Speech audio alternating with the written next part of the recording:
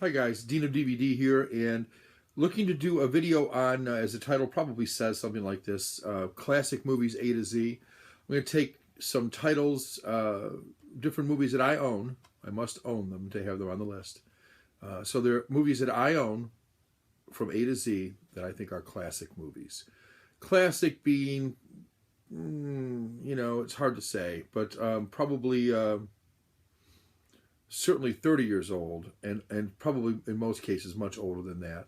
So it's everything from silent films through maybe the 70s or something. But you'll see a lot more silent era, or the 20s, the 30s, the 40s, the 50s, than you will the 60s or 70s. I believe the 80s and up are not classic, so and even some of the 70s probably aren't. But I'm going to make an exception here or there depending on how the film was done and so on, and what letter I need to fill. In some cases, like X, I don't think I have anything. So we'll get to X, but off the top of my head, I don't think I have an X that's got X in the main title that I would put up as a classic movie that's worth looking at. I may have The Man with the X-Ray Eyes or something, but I'm not going to put that up as a classic movie necessarily. Although I may surprise you with a few of them. So anyway, let's get started with this. First of all, let me just say this, that the inspiration for this came from, and I've got mixed feelings on this. Did you ever have like a band? Some sort of music is what comes to mind in particular, or perhaps an author or a book you've read that nobody's talking about it, and it's like your little secret, and you treasure those moments when it seems like only you and a very cultish few know about this. I had that experience with various bands throughout my life, and then others caught on to them. Like Genesis was one. I was very much a Genesis fan, and then after Peter Gabriel left, and a couple albums later, they were making pop hits. But before that, all through the 70s and early 80s, they were not doing that. So it wasn't until, I don't know, sometime in the mid-80s when they started to become a pop band and everybody knew them. And all of a sudden, what was kind of cool to be one of a few, I was one of many. Same thing happened with, actually a lot of bands. But let me talk about the person who inspired this. Her name's Annie Time, Thyme, and that is her YouTube channel, Annie, Annie, space, and then Thyme. Annie is adorable, for lack of a better word. I mean, she just really is. She's so easy to watch, and I love her smile. I love how she freely talks about anything, really. Anything from movies to crocheting to life in general to all sorts of stuff. She does it with an energy and a spirit that's just really intoxicating and refreshing and entertaining. And that's a lot, and informative. And she's informative. She's informative as well. So she informs along with entertains. And I just find her like the best kept secret on YouTube. So I do notice that a lot of folks that are subscribed to me are now, and I don't know if it's because of me or just coincidentally, but I notice certain people that I subscribe to that subscribe to me are viewing her channel now. And although I'm happy for her, because I think she should have thousands of subscribers, I miss the time when I thought only I found her, and so anyway, now that the cat's out of the bag, go subscribe to Annie Time, ANNIETHYME. Find her on YouTube. She really is just really adorable. I don't know how else to say it. She's really worth watching, and I really enjoy her video. She's somebody who, when her video comes on, I immediately go out and watch it. So that said, I wish her well with her channel, and I'll miss the days when there were only a few people there that commented, but she deserves a lot more. So selfishness aside, and I should put it aside, I'm glad to see that other people are finding her and enjoying her videos and commenting. So let's start with the A to Z. And in some cases, I'm going to have the same, whenever I have the same title as Annie, I'm going to put another one up there too. And a lot of times there's a tie in my mind. I can think of a few that fit the bill. So for A, to start out with, I'm going to go with one that she had, which is The Adventures of Robin Hood, starring Errol Flynn and Olivia de Havilland, along with Basil Rathbone and Claude Rains. So you've got like an excellent cast here. It's an amazing film. It is in Technicolor, I believe, if I'm not mistaken. So the colors, Technicolor, the colors just pop off the screen.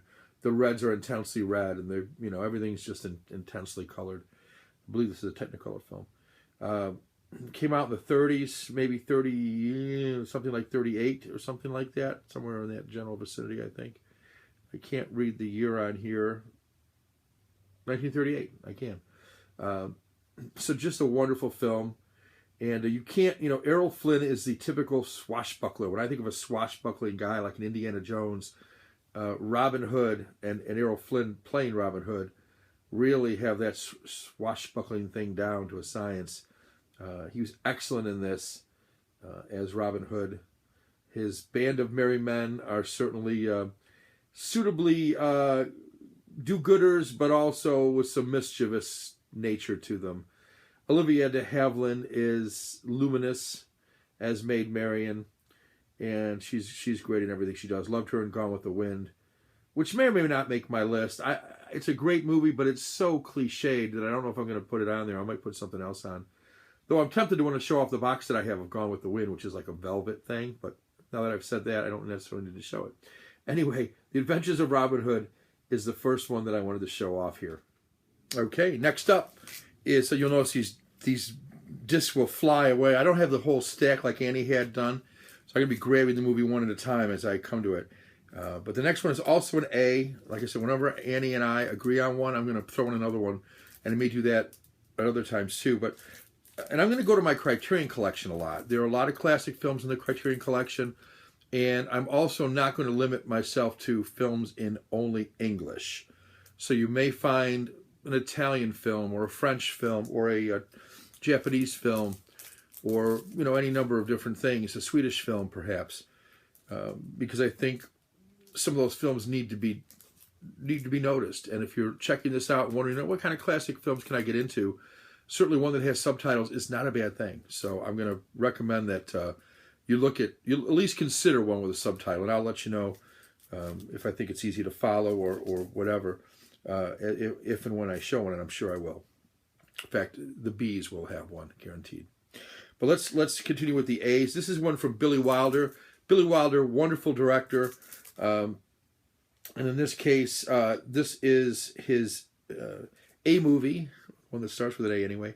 Stars Kirk Douglas as a newspaper man, and it's called Ace in the Hole. Basically what happens is, here's a guy, he wants the headlines. He'll do anything he can to grab the headlines.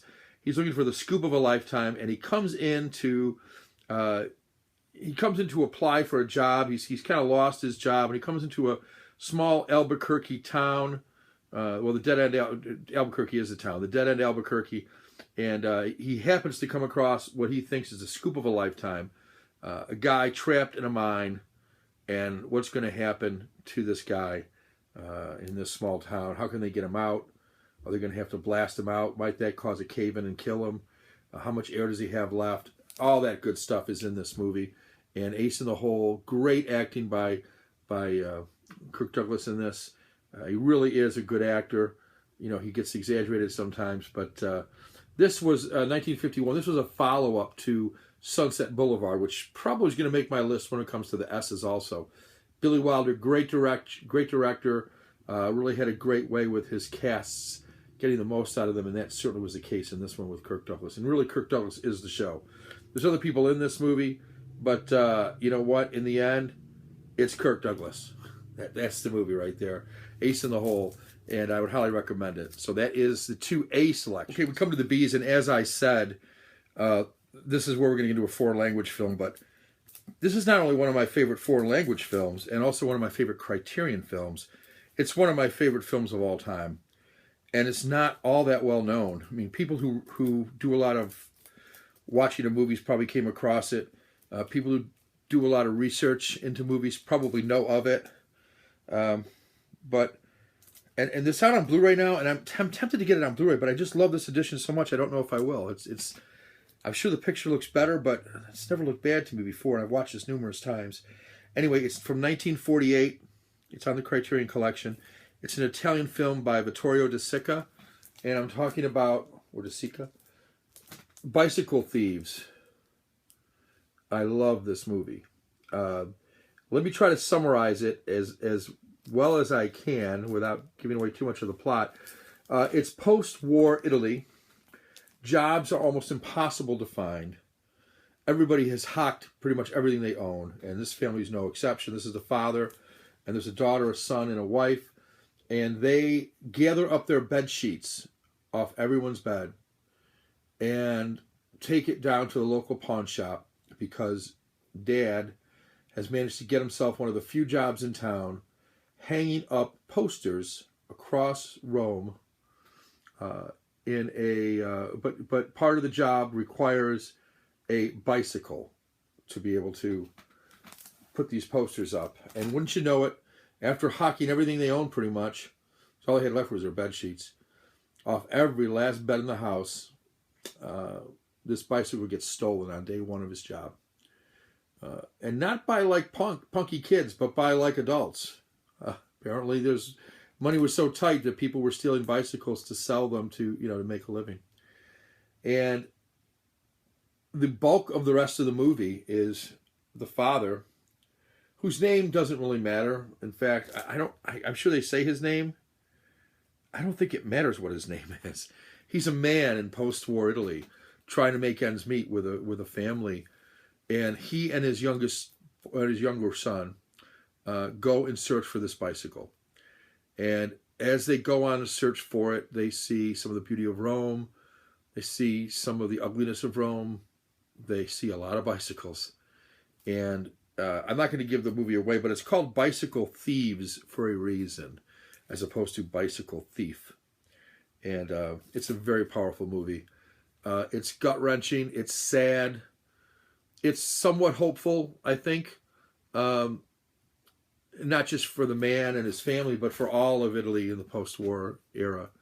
It's really powerful. And to take such a simple thing as finding a job and hocking items and having a bicycle stolen, and then kind of an epic quest to get it back, is an amazing movie. Copied later by Pee-wee's Big Adventure with some good comedic effect, but this is a whole different story here. Anyway, I can't recommend Bicycle Thieves any higher than to tell you should watch this movie. I think if you have Hulu, I believe Bicycle Thieves is on there. You can go out and search. They have a lot of Criterion movies on Hulu. So if you happen to have a subscription to Hulu, or you want to watch some of these movies basically for $7.95 a month, I think you can watch them. Bicycle Thieves, check it out. If you really like it, I would buy it. It's got some extras, a nice book with it. Really good movie. Okay, that was that one. And the second one is a movie that scared the shit out of me when I was a kid. I went to see this movie, and really it was scary as crap. Now, I've got the whole box set here. And one of my favorite, if not my favorite directors, is Alfred Hitchcock. So this is the box set, the Blu-ray box set. And rather than flip through the whole thing, I'm just going to take the book out. And this one will be back again, this whole thing. But I'm going to show you the one we're talking about here, rather than show the... where is it here? Well, it starts with a B. You want to guess what it is? I got to show it, though, because that's part of the deal. Here it is. For some reason, this movie scared the crap out of me. I still think it's scarier than Psycho. Maybe it's because it could happen, or it seems like it could happen. Of course, Psycho could happen, too. But this one really seemed like, wow, what if it did happen? What the heck would you do? Yeah, the birds. And, of course, Hitchcock, the master of direction. Drop something here. I'll drop the back J card thing. The master of direction, master of suspense. He was great. And this is a great movie. Love the birds. Basically, if you haven't seen The Birds, or maybe someone hasn't seen it, small New England town, and all of a sudden, for no really known explanation, the birds start doing strange things. First, they start just flying at people, and the next thing you know, it's one here, it's one there. The next thing you know, it's all the birds. are basically attacking people, and nobody knows why. But ultimately, it's not the kind of movie where you're going to find out why. It's not like we need to find the cure. We need to, we need to put this thing into the air. We spray this gas and the birds will all go back to normal. It's not that kind of a movie. It's what if the birds went nuts? What would you do? That's the kind of movie it is. And what a great, great movie, The Birds, from Alfred Hitchcock. We asked me what my favorite movie was of all time. This would be the answer. From 1941, starts with a C. Probably not too hard to figure out. The masterpiece from the then 21 or 2-year-old Orson Welles. Talk about Citizen Kane. It's the this is 70th anniversary edition, and it's thick. I have this. I own this movie 3 times. I have it on DVD in a nice, I think it's 3-disc collector set, which is nice. Then I have this one, the 70th anniversary. Then I have the Digibook that came out, which is also nice. But this one's the nicest of the bunch for a lot of reasons. It has a lot of extras in this. But the 1941 film follows Kane from, it jumps around. It starts out where he's dying. And all he says is Rosebud. And then the rest of the movie, we see what Rosebud means as we go through the movie. If you haven't seen it, I'm not going to ruin it for you. But he starts out as a newspaper man, and he he's gutsy enough to publish the truth. Damn the consequences. He's going to publish the truth and be all about the truth. And his papers take off, and he gets a conglomerate. He starts out with one paper, and the next thing you know, he's got papers all over the country. They say this movie was based on William Randolph Hearst. May have been. Certainly there are elements of that person. There's only so many people who were newspaper magnates, and that's one of them. So it could be very well about him. William Randolph Hearst tried to stop the movie from being made, and there's a second movie in here called RKO, I think, 1941 maybe. That what it's called? RKO 281, which is all about the effort to stop it from being made. And there's another movie called another documentary called The Battle Over Citizen Kane in here. But what a great performance! People talk a lot about his direction, but what a great performance he gives as the younger and older Kane. It's just amazing. Yeah, and I love the plot of it and the acting and the direction, and I love everything about it. There's nothing about this movie I don't like. So I would highly, highly recommend Citizen Kane. And this edition, I don't know if you can still find it, but this edition was very nice. When I bought it, it came with another, as a bonus, this is the Blu-ray, but it came with the DVD of The Magnificent Ambersons. Another great movie that he directed, but was bastardized by the studio. And this is the only movie that I'm aware of that ever came out the way that Orson Welles wanted it to. He was very meticulous and took his time so much that the studios just didn't want to deal with it and thought they could better tell him how to make a movie, whether it be on time, on budget, whatever the case might be. And although making things on time or on a budget is important, Orson Welles is an artist. He wanted to make the best possible movie. So anyway, that's the only one I know where he had the full reign. Everything else has been bastardized that he's done. And although he's made some great movies, one or two might make the list, he never, the movie never came out exactly the way he wanted it to, which is a shame. On to the D's, and this one's just going to have one. When I was a kid, I watched this movie, and I always loved the short story. In fact, I used to teach high school years ago, and I used to love it when I got to be able to teach this short story to kids. I always just thought it was a great story, and the way it was written, I loved it. It's a short story by Stephen Vincent Benet, and the short story is called The Devil and Daniel Webster, and the movie's also called The Devil and Daniel Webster, but it's also been known as All That Money Can Buy. It was another title it went by. Starring Edward Arnold and Walter Houston as Mr. Scratch, or the Devil. The story is the farmer Jabez Stone running on hard times and says, man, I'd do anything to have these crops, but I'd sell my soul to the devil. And sure enough, Mr. Scratch shows up in a puff of smoke or two and offers to make that deal. That he will have years of success, 7 years of good fortune for his soul. And he goes ahead and agrees to it, signs a document that says so, And then the legend of Daniel Webster, the attorney, who was said in those parts there was no better. He could argue any case. And he does. He takes on the case and decides to argue with a court for the man's soul. And that's the price. If he loses, the devil's going to win. And so obviously fantasy, but what a great fantasy and what a great courtroom story and great acting by all concerned. 1941 is the picture, and I would highly recommend it.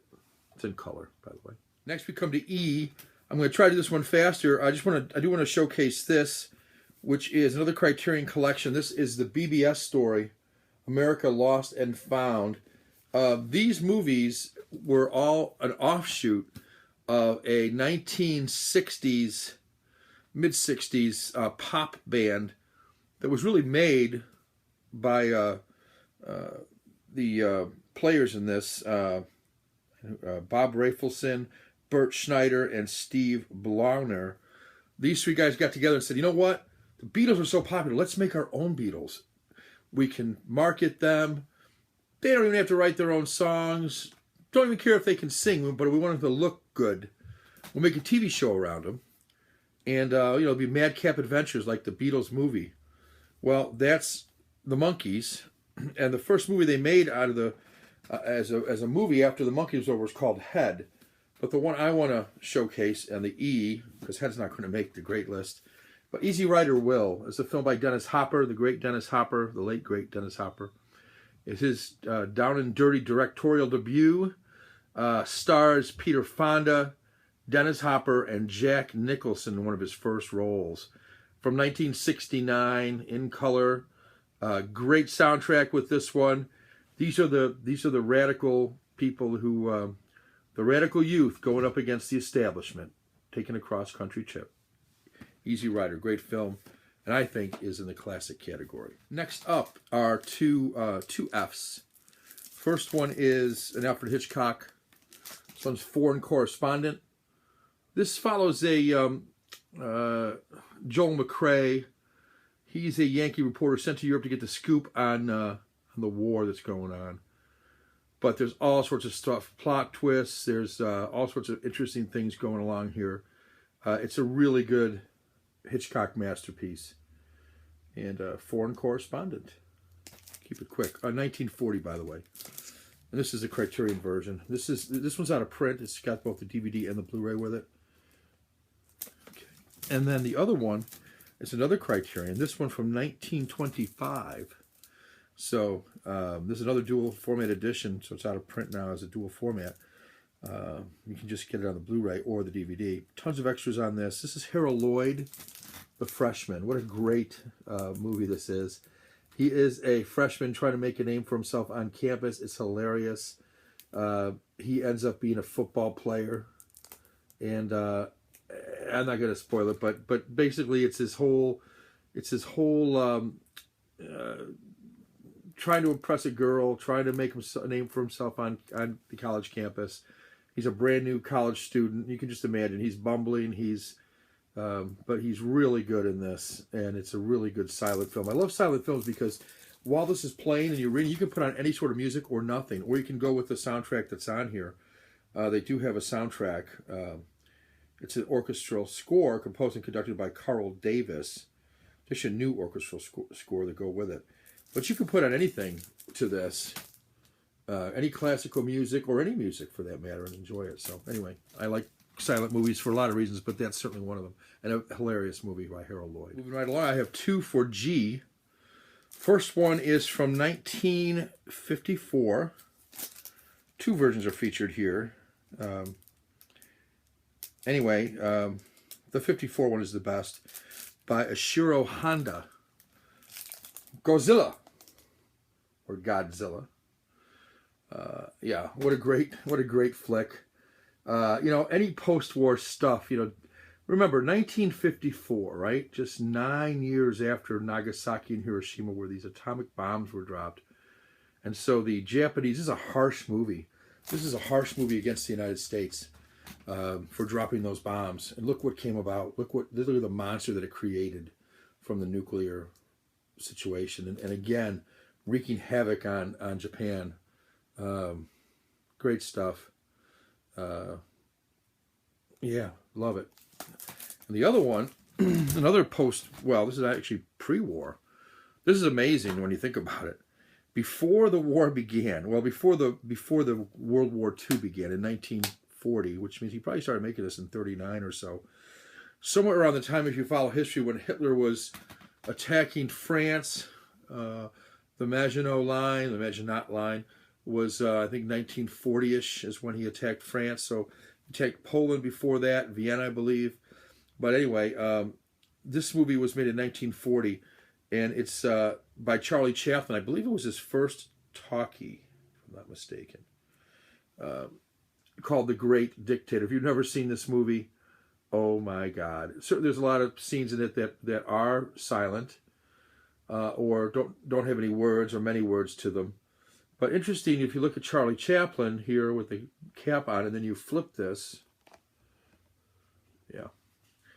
And in this movie, he is mistaken. Well, he plays the role of a dictator and also of a man mistaken for the dictator, who looks like the dictator. So he plays the role of the little tramp who looks like the dictator. He's not quite the little tramp. But then he also plays, I don't know if I can get the exact, well, I'll have to look at the disc itself for the dictator there. He also plays the dictator.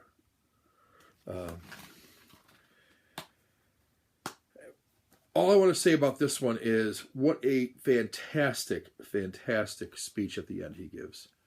For the first talkie, to have him speak about what it will take for the world to be the way the world should be is just amazing, inspiring, touching, sad in light of the fact that World War II happened after this movie, and then all sorts of wars after that. Spine number 565, not that I've been telling you than the other ones, but yeah, Great Dictator, great movie. It was a simple case, but just a great movie. H. And for H, I'm going to do H and right into I. H, classic movie from 1961, I think. Yeah, 1961. Starring Paul Newman, Jackie Gleason, George C. Scott, and Piper Laurie.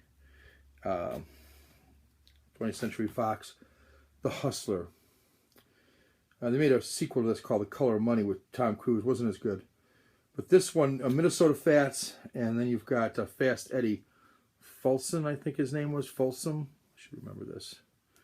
Fast Eddie for sure. Yeah, replay.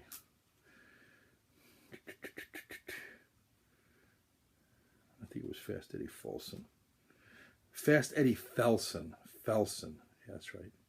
Jackie Gleason is Minnesota Fast. So, he's a hustler. He makes money going around pretending he's not so good and then beating people when the stakes get high. His dream is to beat the great one. Jackie Gleason was called the great one, but the great one in pool, Minnesota Fats. And Jackie Gleason does an outstanding job as Minnesota Fats. I always liked Jackie Gleason. You know, he had his problems, but I always liked Jackie Gleason. And here, he's great in this role as Minnesota Fats. Nothing funny here. He's all business. And by the way, Jackie Gleason was a pool player. He shot his own shots in this game. He did not have to have some professional come in and, you know, switch him out for somebody else to do the shots. He made his own shots. So pretty impressive stuff. I went back to the Criterion Collection for I because I just think this movie is amazing. In the same way I think Bicycle Thieves is amazing. I think this movie is amazing. I should really get the Blu-ray of this one for a number of reasons, but particularly if there's any more extras on it. But this one, the 2-disc DVD, it's from 1952. It's in Japanese, of course. It's called Ikiru by the great Akira Kurosawa. Akira Kurosawa has done some amazing movies. Seven Samurai, the High and Low. There's just a Ron. There's just a whole litany of ones that he's made. The Throne of Blood, tons. But this one, to me, is one of his best. A man finds out he's got cancer. He only has so much time to live. He decides to spend the rest of his life trying to make something worthwhile happen in this small town. And it's the story of when people find out what he had, and then when they find out, and then after he dies, they find out what he did. So it's very touching and very great movie. So highly recommend Ikiru. Okay, this next one might go down as the strangest pick on my list, but you know, it fit the J category for one, and so that was important. And secondly, it's a really interesting movie. It's called Judex by Georges Franju, French movie. Yeah, it's in French with English subtitles, but it's from 1963. Black and white, I believe. Yeah, black and white, as I recall. Another dual format, Blu-ray and DVD included in the package. But this is kind of an homage to a 1916 cult silent serial of the same name. But there's a mysterious, shadowy crime fighter played by a American magician, Channing Pollock. And he kidnaps a banker to start out the film. Then it turns into a lot of complex plot evolutions, a lot of deceptions, and you know, kind of one of these web of deception deals where the plot just kind of gets more and more surprising as you go along, more and more twists, and then finally it combines, believe it or not, science fiction into this as well. So it really is kind of a tribute to Pulp Fiction and to the art of illusion. So if that sounds interesting, you might like Judex. It's a crime caper type thing, but interesting. And I think you'd find it interesting if you like that. Kind of now, you got to be able to get past the French subtitles, but I think once you get past that, it's a very enjoyable movie. So that's Judex, the J. K. The Killers, based on a story by Ernest Hemingway. This is an interesting DVD set from Criterion because it features two versions of the same movie. One from 1946 and one from 1964. I'm picking the 1946 version, which stars Burt Lancaster and Ava Gardner, smoking Ava Gardner. And here's a little look there, Ava Gardner. Yeah. The 64 movie is nothing to, you know, it's not bad. But this also stars Edmund O'Brien, pretty famous guy, and William Conrad, who you may know. He went on to be star on TV show, which the Canon, back in the maybe 80s or something. The other one's nothing to sneeze at either, with Lee Marvin, Angie Dickinson, Ronald Reagan in the 64 version. So you get two versions for the price of one here, on two different discs. But again, I'm picking the 46 one. The premise is that the guy welcomes his own death, and the key on the back here says, why would a man welcome his own death? Well, that's what the story hopes to show. Why does he welcome his own death? And it's not so much who comes to kill him, but why is he killed? Anyway, great movie. Highly recommend. Another film noir from 1946. The Killers. Okay, probably no surprise to anybody what L is. If you follow my channel, if you've seen what's on my shelves, that is Lawrence of Arabia, winner of 7 Academy Awards, including the 1962 Best Picture Award. Beautiful cinematography. Amazing role for Peter O'Toole. It was his first role, I believe, of any significance. Boy, hit it out of the park as T.E. Lawrence, the World War I British Army officer who led the Arab desert tribes against the mighty Turkish Empire. So it really is. David Lean directed this, who's an amazing director. And it's amazing to look at the cast of thousands, I would imagine, they had. These scenes in the desert were actually filmed in the desert. This is not a soundstage movie. In 100-degree weather, and it's amazing stuff. Look at just this scene right there. Look at that, in the desert. Amazing stuff. Lawrence of Arabia. That's the L. Next, we got 3 for M. I just couldn't make up my mind on this one. From Frank Capra, classic Mr. Smith Goes to Washington. James Stewart. Yeah, he gets elected to fill a seat that comes up suddenly within the Senate, I believe it is. I believe he becomes a senator. Anyway, he he's a do-gooder. He's in. Look at the picture there. He's wide-eyed, doesn't know what he's doing. Brand new briefcase. He comes there with the idea that he is going to do the right thing in Washington. And like a lot of other idealistic people, he gets swallowed up in the evilness that is Washington. And, I think this was controversial when it came out because it showed the Senate in a bad light. But, c'est la vie. But look at the chamber that they recreated. Looks just like look at that. It's just like the Senate chambers. So, Mr. Smith goes to Washington. Next is a film by Leo McCarey.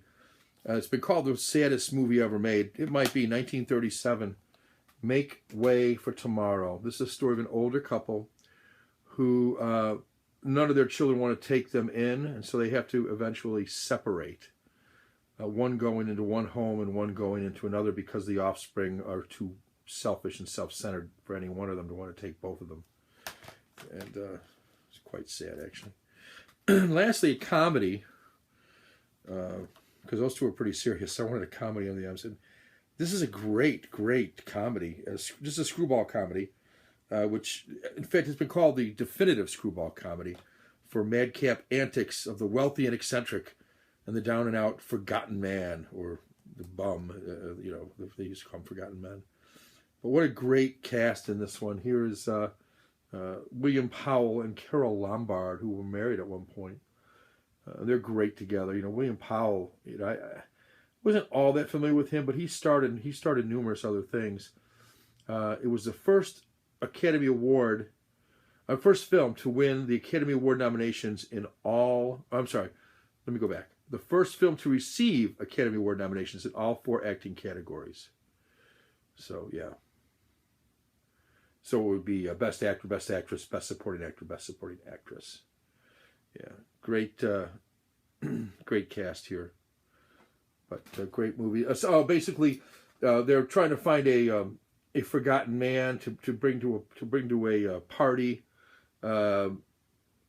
Anyway, they bring this guy. He becomes their butler. Turns out he's really a millionaire, trying to just play it on the low side. And you know that early on.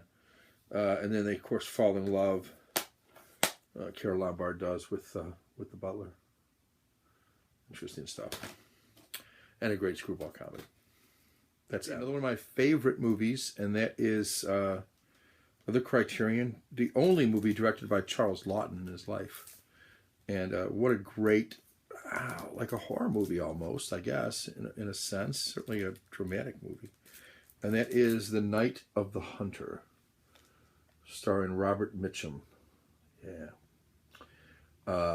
Here's a guy who has love on each one of his fingers, Love, and the other one he's got hate. And he is an ex-prisoner who gets wind of the fact. In fact, I believe he kills the father of these children and the husband of this wife, because he finds out information that he's got, like, I don't know, $2,000 hid away somewhere. And so he kills him. And then he travels to the town to go find this $2,000 and kill anybody that's in his path. But he kind of almost like a preacher-like kind of rap he's got going on. Very preacher-like. Yeah, he portrays himself to be a traveling preacher. Yeah. Marries the widow of the children, and he's just a bad dude. It's very scary. Wonderful direction on this. I can't recommend this anymore. If you had never seen The Night of the Hunter, watch it. I don't want to give too much away, but it's a really great film. And what a great role for Robert Mitchum. Next up, 1954, Marlon Brando. Elia Kazan, On the Waterfront. Story of dock workers, corruption, tough guys, honorable guys. 1954, I think I said that already. 1954, black and white, classic movie. On the Waterfront. Could have been a contender. Next up, P. Carl Theodor Dreyer's The Passion of Joan of Arc. What an amazing movie this is. First of all, this movie is from 1928, and it was lost in a fire. I guess one of the only copies, or the only copy they thought there was left, or all the copies, I'm not sure, were all thought to have been lost in a fire. So fast forward like 50 years, and in 1981 they find a decent enough copy. Sorry about that. Work was calling, but I have to take the call when it's work. Anyway, so in 1981 they find a copy of this in believe it or not, in a Norwegian mental institution. Why it's there, how they find it, I don't know the full story. That's just what it says here. And playing with the light there, for some reason that light was going wacky. Amazing though that they found it and restored it, and it's on the Criterion Collection, and it's just an amazing performance. I don't even know the actress's name, and I should, because she is so amazing in this.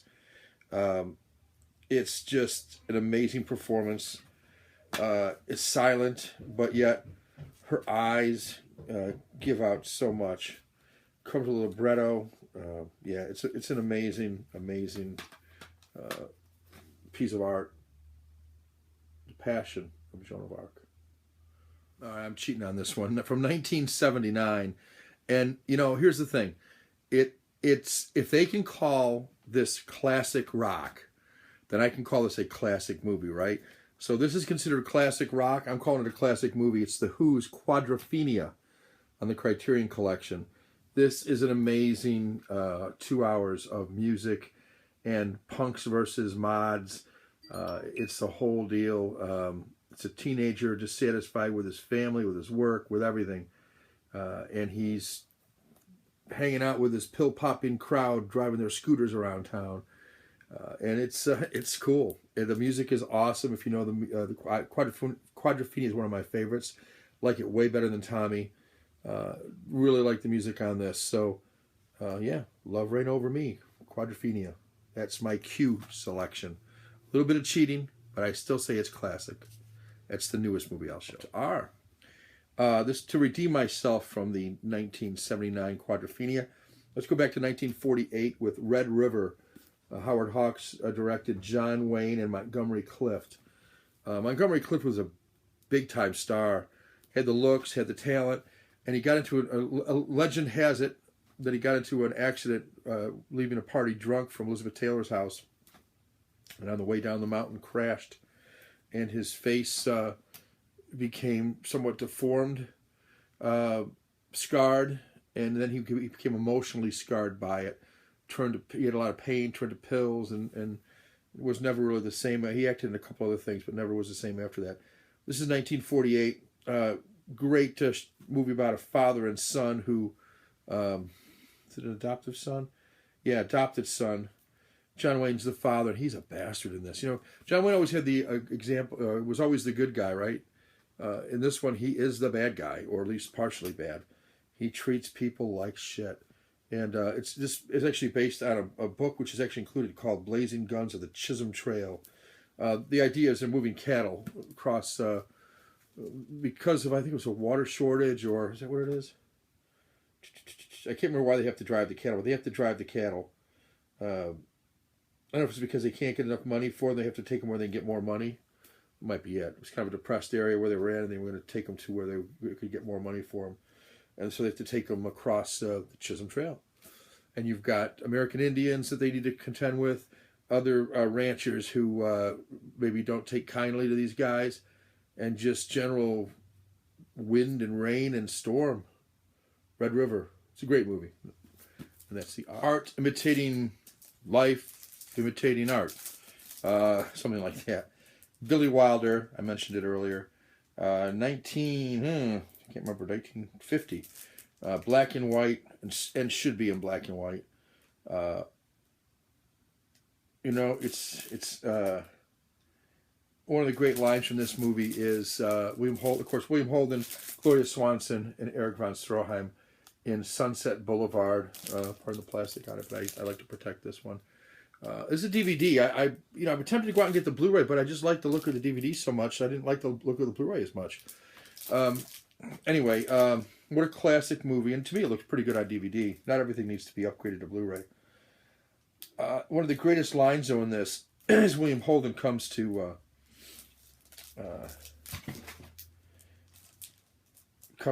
meet her, and she is Norma Desmond. This has been parodied so many times, but in the movie, she's Norma Desmond, and he comes and says, "Norma Desmond, didn't you used to be big?" And she said, "I am big. It's the movies that have gotten small." Just such a classic. Of course, the most famous line at the end is probably, "I'm ready for my close-up, Mr. DeMille." Cecil B. DeMille is in this movie.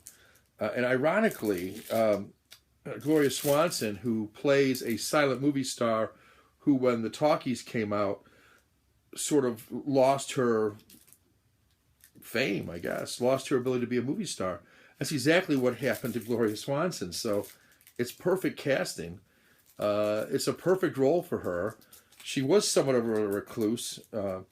But if you've ever seen, Google Gloria Swanson, and what a glamorous woman, even into her 70s. Just a glamorous woman.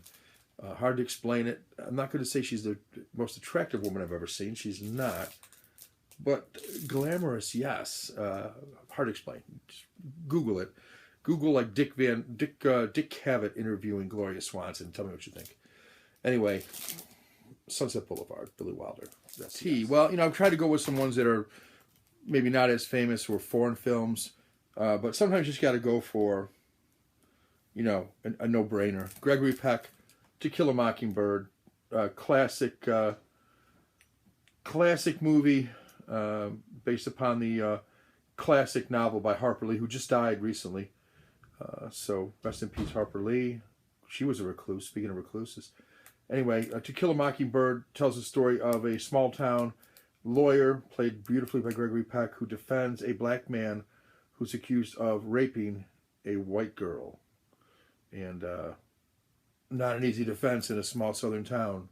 Even today, wouldn't necessarily be an easy defense. But he takes it on because he's going to do the right thing. Atticus Finch is a good man, and he defends the black man. And it's that, and it's a small town. It's told through the eyes of his daughter. It's just a wonderful movie. Yeah. Good stuff. And by the way, it's a sin to kill a mockingbird. That's, if you haven't read the book or watched the movie, do both, and you'll enjoy this even more. Very early on, I mentioned a movie by, it was Bicycle Thieves by Vittorio De Sica. This one is another one by him. I have the DVD. I never did get the Blu-ray, although I'm pretty happy with the DVD, so I've seen no reason to update it. But what a sad story this is. Umberto D. This guy, if you like, and I like sad movies. I don't know what it is, but I like sad movies. So this is sad. Here's a guy retired. This is from 1952. Again, post-war Italy, depressing. Nobody had any money, apparently. Only the uber rich had any money. Everybody else was poor. This guy's now retired. He has no useful purpose in society anymore. Sadly, like most older people in the world. They should have a purpose, but that's another story. I don't get on my soapbox. But anyway, it's him and his dog. A picture little doggy? I guess I don't. There's little dogs throughout the entire movie with him. And all he has is him and his dog. He loses his place to stay. He has no money. He doesn't know where to go. He has nobody to turn to. He has no relatives he can go to. He's got this little dog who he needs to feed, but he has no money for his own food, much less his dog. It's just really sad. And I can't even tell you it ends happily. So I don't know what to tell you, but if you don't mind a sad movie, Umberto D, man, is right up there. Really sad, and the guy is just really, poignant to watch. Again, it's in Italian, but it doesn't matter. It doesn't matter.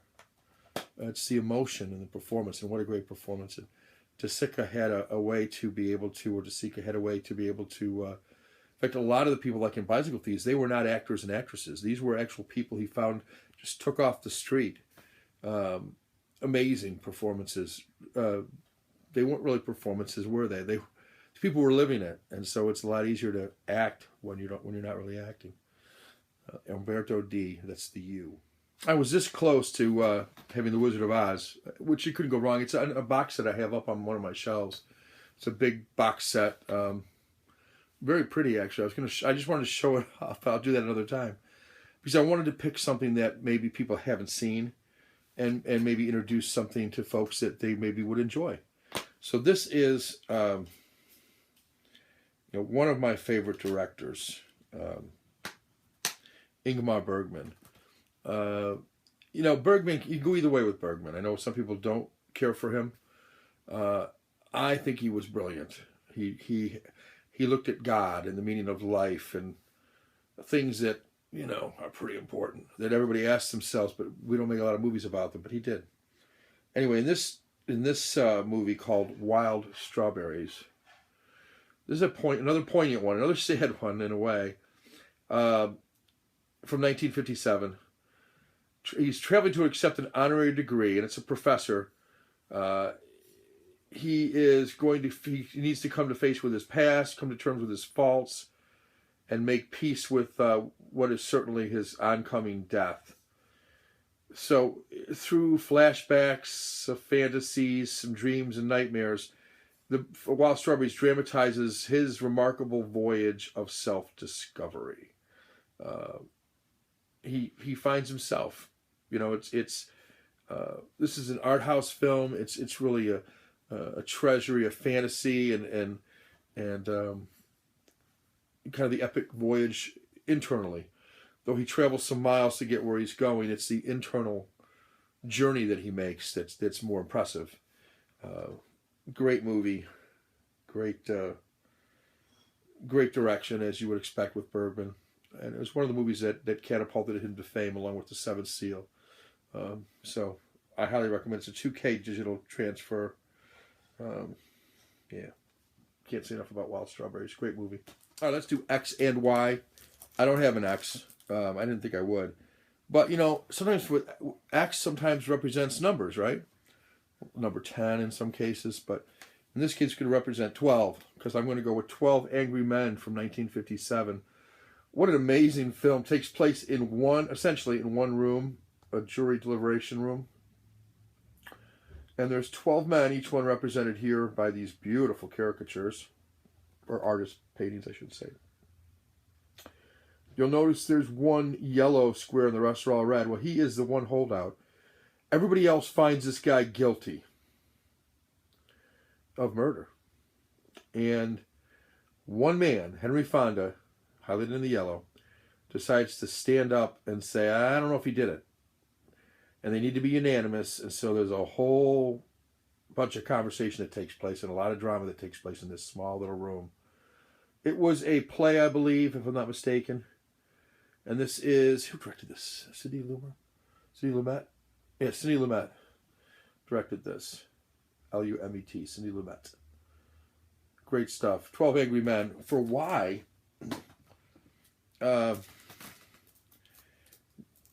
I will go back to the Criterion Collection. Oh, wait a minute. I don't want to put this one down as Y. No, I'm going to skip Y for now. I'll just stay with X. I may have to get creative with Y now, because what I thought I was going to have for Y, I'm not. Only because I thought the movie was a lot older than it is. It's not old enough to be considered a classic. So I'll be back with a Y and a Z. Those of you who have been paying attention said, wait a minute, what happened to V? I just remembered that, because I had to set aside for a reason. Because I remember when Annie did hers, Anytime, ANNIETHYME. Go check her out if you haven't already by now.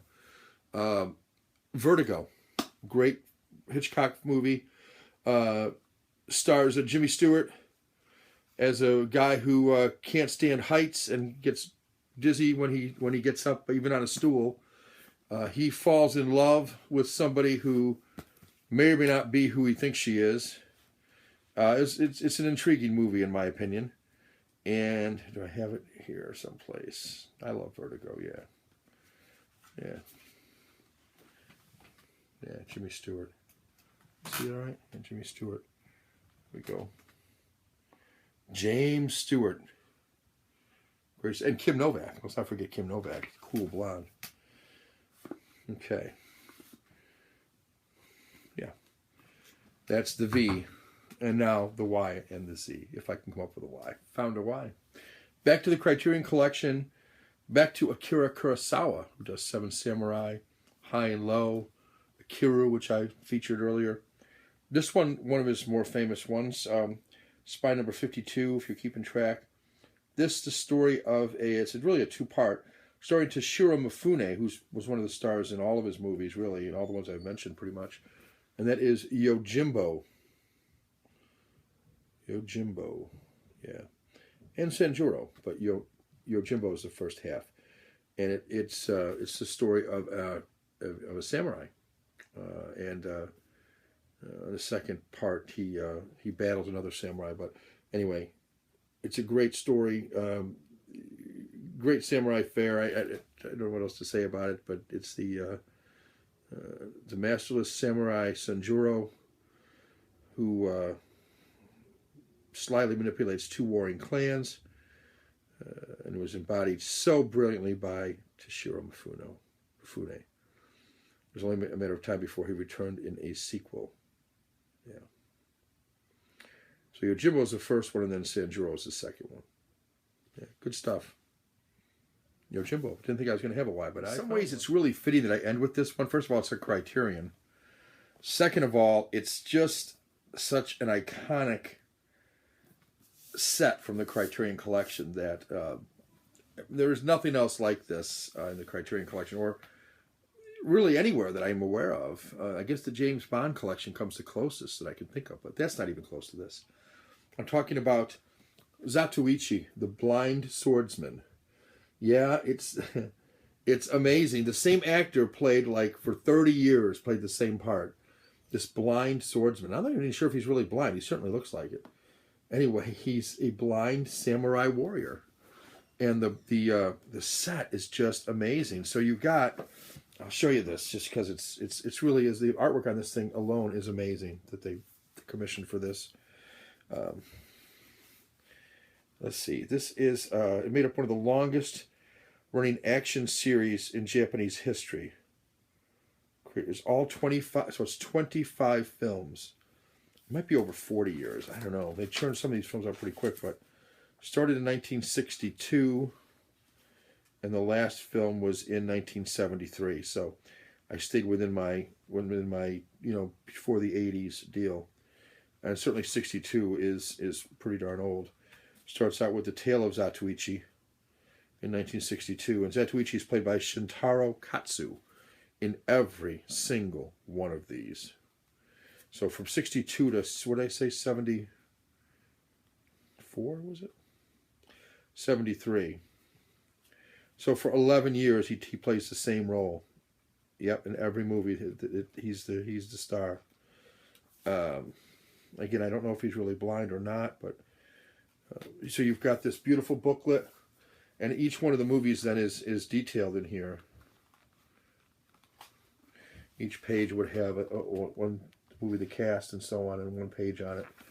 And then you've got so that's the little booklet that comes with it. And then you've got the big booklet. This originally was a dual set, believe it or not. I sold the DVDs out of it. So it makes it a lot thinner now, a little lighter. I kept the box and all the stuff. So it used to be that the Blu-ray was here. And then if you open this up, the DVD was in here. You can see there are 2 DVDs for every Blu-ray, so they're gone. I was thinking about putting something in here, but I don't know what. Maybe some artwork or something, but I don't really need to, I don't think. Yeah, so this has got the Blu-rays. Yeah. Yeah, and in most cases, like the 3 movies are, since the movies are only like an hour and a half each, you're able to get like 3 movies onto one disc, which is kind of cool. And you still have a lot of discs here. I can't remember how many there are in total, but there's quite a few. Let's see here. 1, 2, 3, 4, 5, 6, 7, 8, 9 discs. 9 Blu-rays come with this set. Beautiful set. And like I said, each one has beautiful artwork inside here. And beautiful pretty much everything. Zatoichi, the Blind Swordsman. 25 films on 9 Blu-rays. Would have been 9 Blu-rays plus 18 more DVDs, but like I said, I sold those for about $100. And I paid about $120 for this on the half-price sale. These are only $240. I got it for $120 from Barnes & Noble. Sold the DVDs for $100, so that just cost me $20. It's one of the best deals I ever got. And love the set. Love Zatoichi. I've watched, I'd say about half the movies. I can't claim to have watched all of them. I watched about half of them. Mostly the early ones I've watched. I haven't watched any of the later ones. But great set. If he's not blind, I don't know what to tell you. He's certainly, I think he's blind. I got to look it up. I haven't been that curious to look it up yet, but I'm pretty sure the actor is blind. Anyway, that's the A to Z. Annie, thank you for sharing your A to Z. I hope everybody goes and checks yours out. It's much shorter than mine. Mine's going to be like an hour. Sorry. I may do it in 2 parts. In fact, probably will. Probably do like A through whatever, K or something, or A through L, and then do M through Z. We'll see wherever about a midway point it looks like. I'll probably do that rather than try to upload an hour-long video. All right, guys, thanks for watching. Annie, thanks for all you do on your channel. It's great watching you. Keep doing what you're doing. Every Wednesday she has video, and then sometimes on the weekends. So definitely worth watching every once a week for sure, and sometimes twice a week. All right, guys. Take care, and hope your week is going well.